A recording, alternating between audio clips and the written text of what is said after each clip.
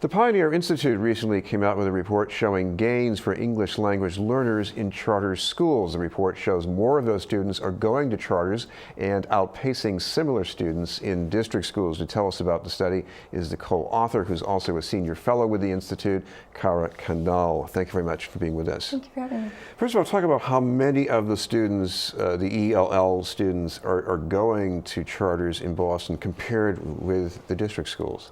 Well, I think it's important to note that what we've seen is just an increase overall since 2010 in the number of students who are identified as English language learners who are enrolling in charter schools.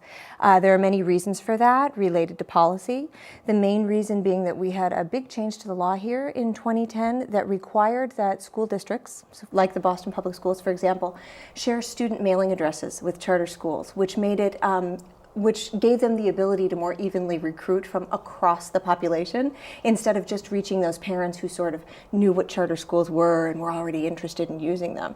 And so we see that although the district and Boston charter schools, which we tend to use as an example because Boston has the greatest concentration of students that use charter schools, although they're not quite at parity yet, we see an increasing number, a pretty dramatic increase, in the number of English language learners that are currently in charter schools, and an even more dramatic increase in the number of English language learners that are enrolling in charter schools. So charter schools only take students at certain entry grades, not all of them, but most of them, at certain entry grades. And so it's we can predict that if trends continue as they currently are, in very short order we'll probably see that Boston charter schools and Boston public schools serve the same number of English language learners. So what do we know so far about the test results if you compare those same students in the charter schools with how they're doing in the district schools? Yeah, well, we have some very, very promising studies. I'd like to start by saying that I think we need to acknowledge that Boston public schools are very strong public schools. It's a very strong school district, especially when you look across the country. And there are some gains for ELL students there too. There are absolutely some gains for ELL students there. So this report is in no way meant to disparage the progress that that Boston public schools makes. But we have some really interesting new research, research that I think it's really important to point out controls for what we call selection bias. So it attempts to compare apples to apples instead of apples to oranges. So students that entered charter school lotteries but were not accepted, didn't win, for lack of a better word, and students who entered charter school lotteries and were admitted. And by comparing those students, we see that the students who who enroll in charter schools and are identified as English language learners make really great gains compared to their peers in the Boston public schools. So additional year of learning for those students. And I just want to emphasize that these are peers who had also applied to charters but didn't get in. Exactly. Right. So arguably they would be similarly motivated students. Right. We're talking with Cara Candal from the Pioneer Institute. The other thing that interested me in the report here was the recruitment and engagement part. Talk about how that's different from what's done in district schools, maybe. Absolutely. So again, this goes back to 2010. And so when the legislature said, charter schools, we're going to mandate that the districts share student mailing addresses with you to make your recruitment efforts easier. But at the same time, Massachusetts is a state that's big on accountability when it comes to our public schools. They said, we're also going to hold you accountable to make sure that you're actually reaching those populations of students. Saying to charters, you say you can't reach them because you don't have the information, now prove to us that you're going to reach them. And so when each school, charter schools renew their charter on every few years, and so that's the contract that they make with the state, saying what they're going to do. And in those plans, each charter school is accountable for outlining how it will recruit and retain specific populations of students. These include students with special needs and English language learners, which are a subpopulation of students with special needs. And so they carefully outline, this is the approach we're going to take to engaging parents. This is the approach we're going to take to engaging parents that don't speak English. And the state holds them very accountable for doing those things, and also holds them accountable for making sure that those things are effective, in that the number of students that are actually entering the lotteries and then eventually enrolling is going up. What about the classroom practices here. Classroom practices, This yeah. is not just, express English immersion going on. So talk about what the factors are. Well, I think so. In my work, I've in a separate report actually that was published earlier this year, I looked at a couple schools that seem to be serving English language learners really effectively. A couple of charter public schools, and important to note that one of these schools in particular served not only English language learners, but an incredibly diverse population of English language learners. I think it was something like, I saw a kindergarten classroom where 14 different native languages were being spoken. It was pretty incredible. And so, charter schools, like any other public school, are accountable by state law to use a method that we call structured English immersion.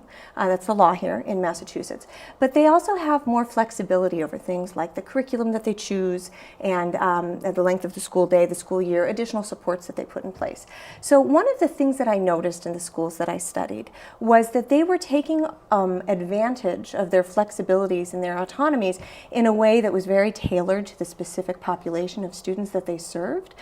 Parent outreach, creating their own curriculum from the ground up, saying like this off-the-shelf curriculum that we have, it doesn't work for our students. So we need to take a little bit of this and a little bit of that and figure out how it all works together to meet the needs of students. And in schools that were doing that, we saw really incredible results. You mentioned that this shed sort of a negative light on the standard preparation for English language instruction. What's the difference we're talking about?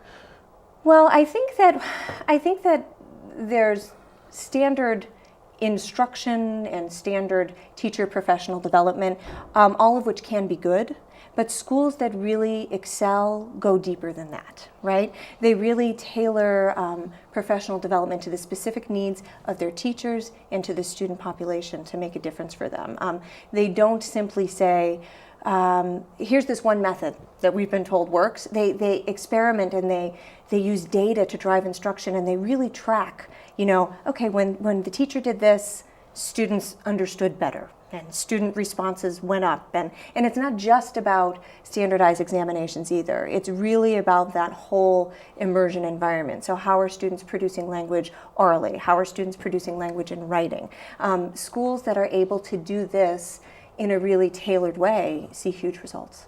Of course, one of the things we've heard many years about English language learning is that students need to be in an environment where their original culture is respected. They don't want to feel that they're sort of a subclass of people.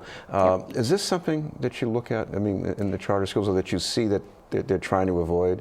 Yeah, well, so it's not something that I went in particularly looking for, to be honest with you, but it's something that absolutely came out. And now it can be, some might say that that's a challenge in a political environment where you are required to teach students in English. But there are things that effective teachers and effective schools, no matter district charter alike, do to honor student culture. I think especially when students see how schools and teachers and administrators interact with parents and value local communities, that sends a really strong message to students about what kind of a place this school is. And to the extent possible, when teachers can leverage native language in meaningful ways, not for the purpose of instruction, because we can't do that here in Massachusetts in most of our schools, but you can leverage it in meaningful ways in the playground, that little moment of support. The challenge increasingly that we face in many of our schools is that we might have students from 12, 13, 14 different language backgrounds, and no teacher can be expected, to be able to communicate in all those languages. But you see schools, I've seen schools, very effective schools and very effective teachers that make an effort not only for themselves to learn little things about a student's home language and culture and to communicate that to parents, but also to bring other students into the mix, and so that everybody's sharing, this is where I'm from and this is for your, and there's a value placed on, we all come from different places, yet we all have commonalities as well, and let's respect that. And I think that that's a socio-emotional aspect to the classroom that, when done well, really helps boost achievement cognitively. Great. Thank you very much. Sure. Cara Candal from the Pioneer Institute. We'll have more news in just a moment.